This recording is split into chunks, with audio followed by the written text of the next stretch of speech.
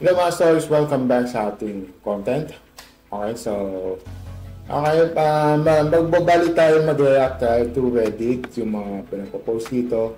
Okay, so isa natin, no? Ito medyo hindi kasi ako dito, no? Hindi kasi ako fan ng mga national TV.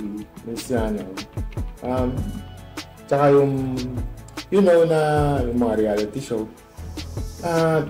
Hindi kasi ako fan. Kasi mas ako yung fan ng mga, pero may part na fan ako ng ganito movie, may part naman na rin ako ng yung parang documentary, ganyan.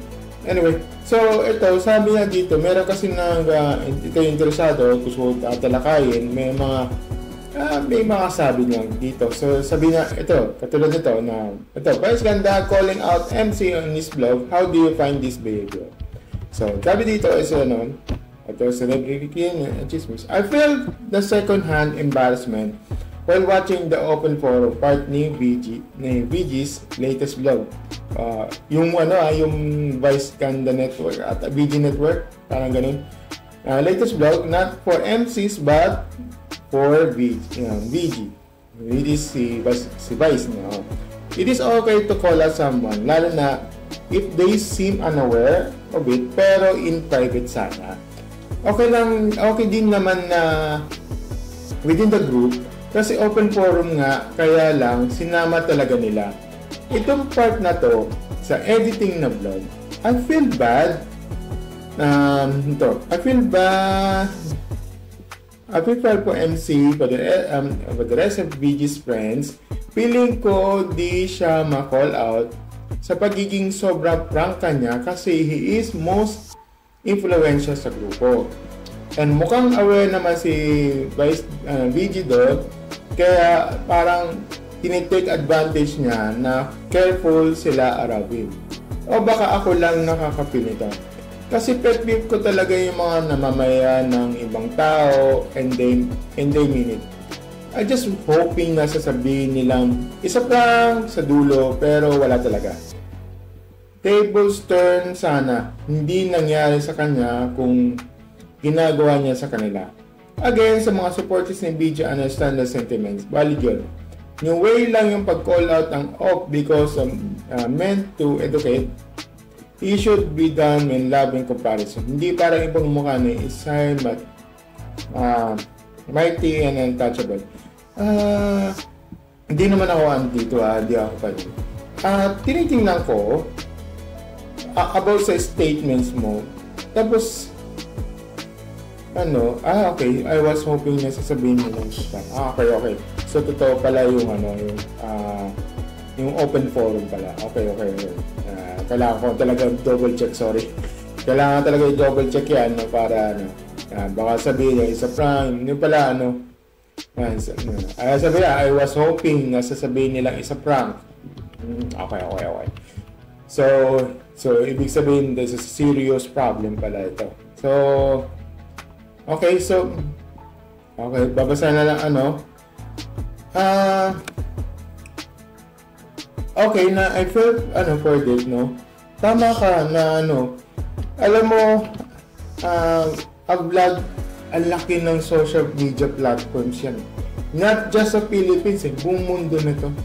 Oo, buong mundo na access yung YouTube, yung mga social media sa Facebook, YouTube, Instagram, X pa, di ba?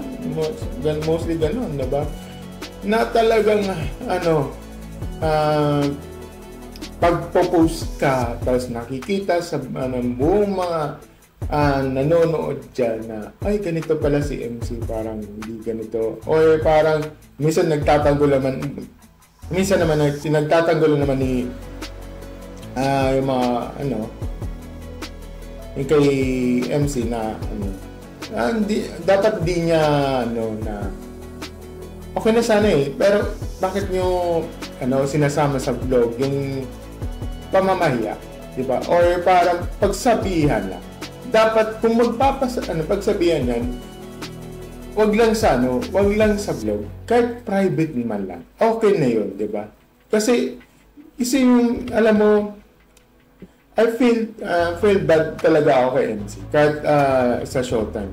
Kaya minsan talaga yung napanood ko yung panood ko yung kay MC. Napapansin ko parang nakakulang siya, tapos yung mga bantos niya hindi siya makapalag. Parang siya parang parang ginagawa siyang slave or hindi naman sa slave. Yung parang parang nagbabato ng banters na hindi siya makaganti. Unlike sa mga unlike sa mga loyals, yung since 2009 pa, sila Go, si John, ganyan. Ang daming batuan eh. Pero unlike yung kay MC, medyo hindi siya nakakabalik. Diba? Pansin mo yun. Kaya well bad yun. Kaya parang siya. Ang parang dating sa akin na parang just like Kuya Will. Pero hindi naman siya pinaya sa national. Ang pinagkaiba kay Kuya Will kay Vice, yung kay Kuya Will naman, pinapaya through national TV. Ito naman, through YouTube naman to, o yung vlog niya. Diba? Siyempre, diba? Kaya sabi niya, ito, katulad ng sinasabi niya dito, di kasi siya pumapalag kasi alam niya si Vice yung nagpapasok ng pera sa kanya. Ito nag-reply niya, sabi niya dito, ito yung nakakaawa ng part talaga. Kasi sa Showtime, ganyan din sila. Big names din naman sila doon. Lalo na kung power tripping, you can clearly see if kada tanghali. Parang napansin ko na yung ganyan. No?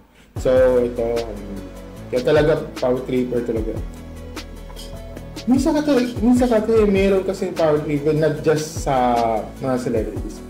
Kahit sa mga, yung katrabaho ko, for example, meron kasing talagang power tripping yung mga, yung mga team leaders. Ayaw ko magbanggit, pero ganas ko na yan. Mag-power tripper. Lalo na yung isang promoter. Ayaw ko na magbanggit, ayaw ko na naman tayo, ayaw ko na. Ay, nako. Gusto ko na mag-move on, pero mabalik sa alaala ko. So anyway, kasi talagang worst part talaga yung from 2019 to 2022. 2019 to 2021. Kaya minsan talagang tinitiis ko lahat para para makapagtrabaho. Hindi. Nawawala ng konsentrasyon dahil lang sa kanila. Kaya gusto, ikaw ang lumipat ako dito. Ngayon, ito naman sabi niya, I shouldn't done it privately, hindi sa vlog. If I were message talaga mapapaya ako, lalo na sa parang hindi ka pwedeng sumagot sa, kasi vice ganda na yan, tapos naka-vlog pa, tsaka parang awkward na throughout na vlog ng part ni MC. Yung nga parang, alam naman kasi yun tao naman si MC dito di ba? Naintindihan ko naman. Kung sasabihin niya naman okay lang. Hindi. Hindi okay. Okay, sige sabihin natin okay naman yung part ni okay naman yung kay MC. Sabihin natin natin na siya nagsabi ng na okay lang ako. As a ganyan. Pero for me, as audience, as a citizen or alam mo, concern kami sa lahat ng bawat tao na hindi maganda sa paningin ng tao, lalong-lalo na sa vlog, diba? Na alam mo yun, yung parang alam mo yung nanonood tapos pinagsasabihan through online si MC, si MC. Kaya kami parang ano nangyayari dito? Parang ano nangyayari dito sa vlog na to? Parang pinagsasabihan ganun. Dapat privately yan Hindi pwedeng hindi dapat i-vlog yan kasi publicize yan Kahit sabihin mong hindi siya pinalabas sa TV na katulad ni Kuya Will na pinapahiya yung mga staffs, Di ba? Hindi eh. Vlogging, pinapaya niya. Oh my God. Di ba? Kaya minsan talaga, for me, tao pa rin yan. Kasi, ayong ito magiging part, huwag natin umabot sa part na yun na baka mag-quit man yan o what, huwag naman sana. Baka may isang tao na pag if ever na ibang tao na tapos quit all of the sudden kasi napapaya siya sa ganito, ganyan. Tapos maglalabas ng saloobin, pwede siyang di ba, na may tendency na pwedeng baliktarin siya dahil lang sa statement niya, di ba? Yan, nakakalungkot eh, di ba? Yun, alam ko may sasabihin na naman ni MC na okay lang yan, okay lang ako, kasi friends ko naman si Vice, yun, friends ko naman, wala nang po apektado yun. Yun yung sasabihin niya, template to template yun, men. Template na template yung sasabihin niya.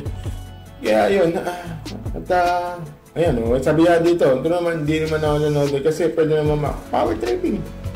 Sabi niya, ayaw hindi siya magsasalita dito.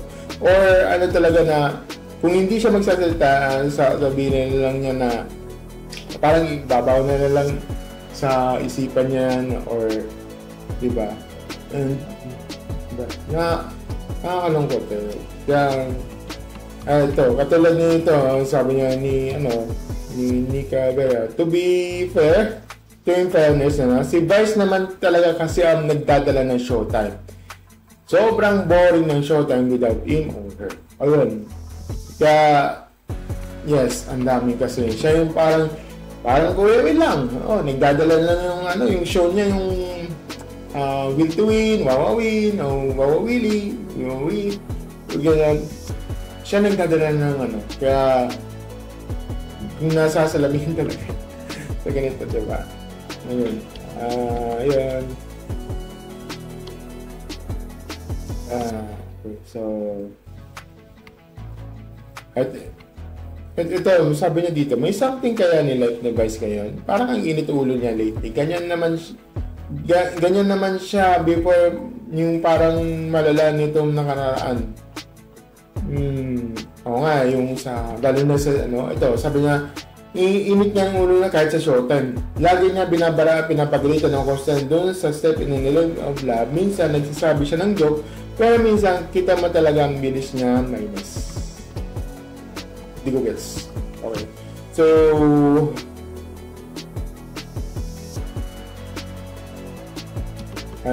okay, so,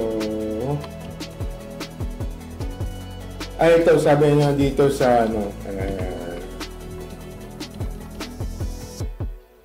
ito may nag-raise dito to lang sa isang so ito, let's be real, parang lang ng sa kanya ni Ayon. Ito, let's be real, parang lang naman habol lang kanya ni Ayon. Tigilan ako sa true love niya. Sooner or later, lalabasan ba? Okay, so, ayoko na mag-talk dito. Baka madami yung channel ko. So, ito, sa-summarize ko lang yan. Parang, napapasin nyo parang sa yun, parang wala siyang exposure. Diba? Siguro nakaupo lang, wala pa siya, hindi siya sa host. Or, pansin nyo, diba?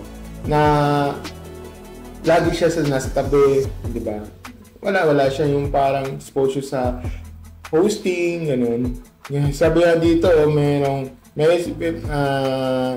sabi nga dito na may episodes sa Showtime, sinasabi niya isang host, yung hindi ko maalala, yung mga Showtime main host nga daw mga loyal, which is yung since 2009 pa, si Bong, si Ann, si Jukes Steady, si Jong, gano'n. May mention names na at may nag-mention ng names, sinama si Ayon, di nag-react si Meme. Take it with a grain of salt. This is just a random observation. Let's be real, para lang naman habol sa kanya yung yan. Sa totoo lang, kung walang okay, sige. Ayoko naman tuloy kasi medyo hindi maganda yung sasabihin niya. Hindi naman ako hindi ako biased dito sa any one of them. I just wanted kasi ayoko, pinaprotektahan ko itong channel na to. Okay, so sabi daw yung si Ayon talaga ang hobby niya is bike and motor. Okay, so ito. Siguro last name to. True, nanonood din ako ng past videos na Showtime sa YouTube. Iba-iba yung way ng hosting ng Vice ngayon. May time na pinagsasabihan niya live, yung taga-close and open, yung harang sa step in the name of lang, na kahit pabilo at medyo nakaka-off lang pakinggan. Tapos the way he talks din sa mga contestants, lalo na pag may opinion siya. Ang siste, tatanungin niya ng contestants, tapos hindi niya papatapusin na explain at sisingit siya agad hanggang sa hindi niya natapos ang contestant yung sasabihin. Ayan di ba? Yun nga, parang, ganyan pala ganap. Parang papunta na siya kay Willie. Nilalaman niya sa kasikatan. Ganyan, nilalaman na sa kasikatan, ganyan pag masyado na napipid yung ego ng mga pagaligid sa kanya. Medyo, okay, so parang ayaw niya kasing sapawan yung mga opinion ng iba. Dito kasi sa video na to, o sa YouTube naman, dito sa aking content na to, may opinion ako, kaya minsan may opinion ako, minsan binabasa ko yung mga opinion nyo dito, which is very healthy. Hindi pwede yung kung anong opinion ng iba, yung opinion ng nakakarami. Kahit sikat man yan, hindi pwede i-hamper yung opinion ng ibang tao. Di ba? Hindi pwede, kailangan may mga version tayo, mayroong hindi may iwasan ng magkakasalungat ng iba. Minsan halos sa ibang version naman yung ganito. Hindi pwede yung kung ano yung magkakaiba yung ibang version, dapat yung gusto mong version, all those na dapat same, ganon. Which is hindi healthy yun. Kasi kasi tayo, demokrasya tayo, hindi yung iisa ang paniniwala. Okay? Yan yung hindi siya healthy. Kaya minsan talaga may mga opinion ng ibang tao, ganito, ganyan. Kailangan alamin mo yung nangat na. Yun dapat ito.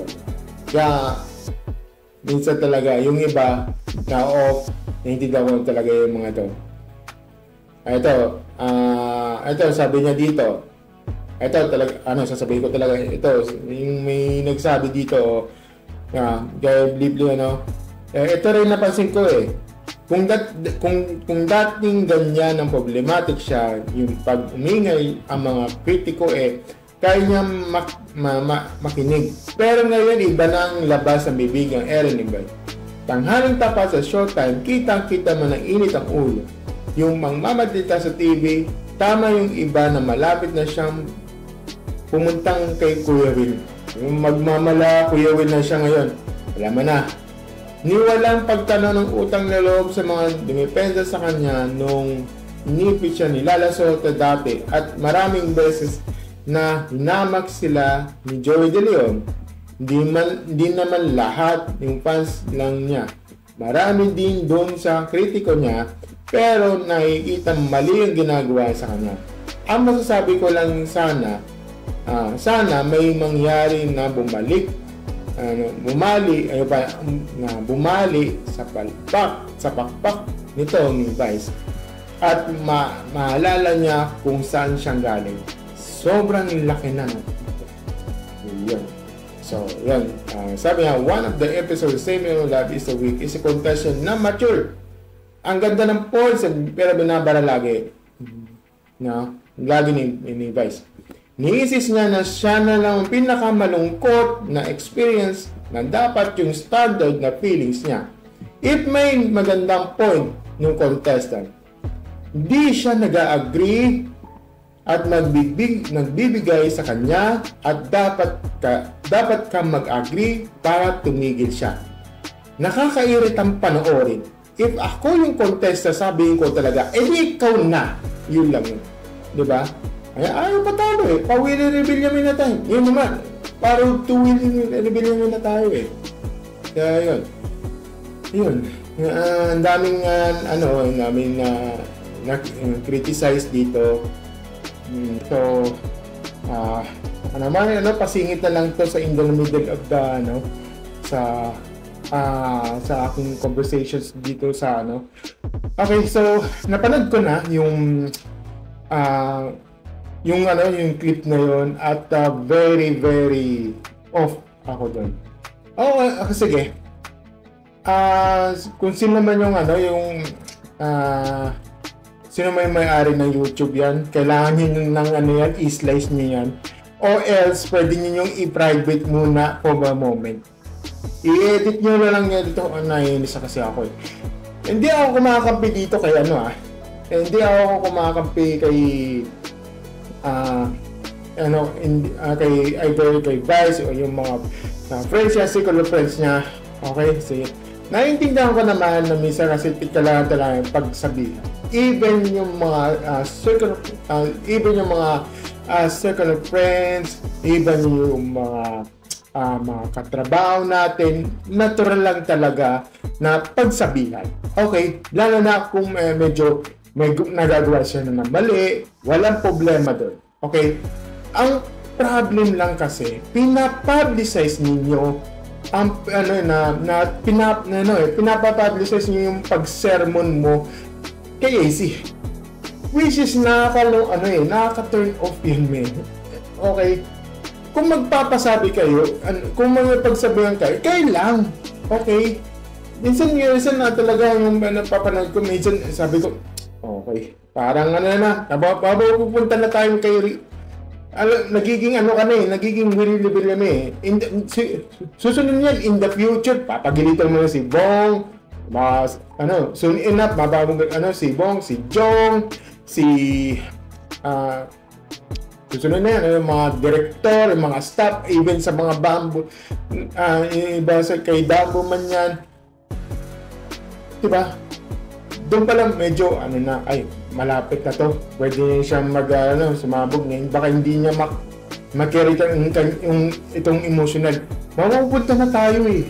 Diba? Diba? Alam ko, na nangyari yung kay diba na ka na yung kay Chairman Lada. Hindi ka na nag-sorry, diba? Ano nangyari? Nasuspend. Pero, sige, pero tagal na yun. Okay na yun. Pero yung pagsabihan mo, wag sa YouTube, any kind, hindi lang sa YouTube, even sa Facebook, Instagram, yung papasabihan mo through sa social media, kahit sabihin mo, kahit sa national TV yan, kahit sa social media, any kind of na digital platforms yan, wag nyo i-public yun. Parang awa nyo na. Okay? Kaya minsan talaga yung pagsasabihin, medyo okay na sana magpatawa kayo, medyo biro eh. Pero in the end, yung parang naging seryoso na siya, yung seryoso ka na, medyo parang pinasasabihin mo na ganito, ganyan, mali kasi ganito, ganyan. Okay lang naman magsabihan eh, pero yung video, pero yung talagang clip na yon medyo off sa akin. Kung sino man yung editor man niya, parang awa mo na, pwedeng i-cut nyo. Okay? Madali lang yan, nasa YouTube studio naman yan eh. Oo. Pwede nyo i-cut yung ganitong timeline, yung time-elapse na yan, i-cut off mo yan para sync. Walang problema yon. Okay? Yun lang ang suggestion ko kasi para na okay lang magpatawa kayo pero sana naman i-cut nyo, diba? O kaya kung hindi naman i-private nyo, bahala kayo i-re-edit nyo na lang. Yun na lang ko dito. Yun lang ang pwedeng solution dyan. Para di ba? At saka, ewan ko lang, malay ko, baka hindi niya ma-address to, yung ganitong issue na to. Ewan ko lang, I know, baka hindi mo i-address ito. Kaya, alam na namin yung mga circumstances eh. Patungo na tayo eh. Patungo na. Mapapaano ka na eh. Yung parang magiging rebellion, rebellion mo ka na eh. Hindi, ito masabi ko. Kasi nagiging real talk. Kaya minsan, napapansin ko yung comment section before na ba't sinasabi? Ba't yan ito na sinasabi? Okay na sana ganito kaso pinapublicize yun. Ngayon, pinanood ko yung video na yun at yung off nga at talagang hindi siya maganda at parang nagiging hindi naman siya hindi naman entitled eh. So, siguro ata siya parang siya yung namamahala sa kanila, di ba? Yung parang i-manage. Kumbaga parang siya ng manager, di ba? Wala problema doon, okay? Kung kasi parang naging manager sa kanila eh na manage kung pagsabihan. Pero kung yung i-publicize, wag niyo rin kayo, mga content yung mga iba mga celebrities, kahit sa mga content creators dyan, na over, sino man yan, mapa-influencer na pataasan nun, parang awan nyo na. Diba? Parang awan nyo na. Huwag mong pagsabi, kung magpapasa, kung tuturuan mo yung leksyon o pag pinagsabihan mo yung mga ganitong tao na to, wag sa YouTube ha. Even kahit sabihin mo kahit private lang yan, wag niyo i-content, parang araw niyo na. Nakakainis eh. Naalala ko yung kay Tony Pollard, na ginawang reality show eh. Doon ako nasukot din ako. Yung pinanood ko, yung parang pinagsasampalan, ganito, ganyan. Okay, ginawang reality show eh. I know. Kasi, di ba, nakakalungkot eh. Parang pinapaya mo yung ganito, ganyan. Pero, maabot sa ganito eh. Wala, nakakalungkot lang na isipin na ganyan ng Kaya tapos, ito na. Pinagsabihan through project to the public. Tapos noon si Willie Ramirez pinahiya yung naalala mo yung you do that to me, tapos yung mga staff pinahiya na bakit dito pinakita yung sponsor ganito ganyan, di ba? Nakakalungkot. Nagiging stop being normalized of shaming of other of the public. Yun naman sabi ko. Ito na naman yung may nag-comment dito. Sabi niya, so ibig sabihin, yung kay Dustin and Clarice, yung OA clip, bawal yun? Wala naman sinabing bawal yun di ba? Unang-una, yung kay Hibay at yung MC, vlog yun, that's a personal thing yun. Yung ginamit niya naman yung kay Dustin, all about yung kay Dustin ay kay okay lang, okay, iba yun. It's about the weekly task noon na bakit kaya ina-address, di ba? Di ba? Kaya minsan talaga bakit niya pinapublicize? Address yun eh. It's a part of weekly task, di ba? Nagbasa ka ba ng book? Di ba? So bagay, hindi nyo alam yung mga procedures doon. May mga pag yung iba kung makapasok ka lang porque na PBB, ang iniisip nyo lab team. Hindi nyo alam yung procedure yung what about the weekly task. Ayun naman tayo. Okay, so iba yung ang ina-address kasi doon weekly task, hindi yung magiging pasaway yun. Iba yun. It's about yung yung weekly task. Magkaiba yun. Okay, sabi ko sa iyo. At ninaintindihan ko naman yung sinasabi mo niya dito. So, Yung nga, I'm not ano dito. Hindi ko naman hindi ko sinisiraan. Ito ay bawang observation ko lang dito. Either hindi ko napanood tong vlog na to at siguro ano ito parang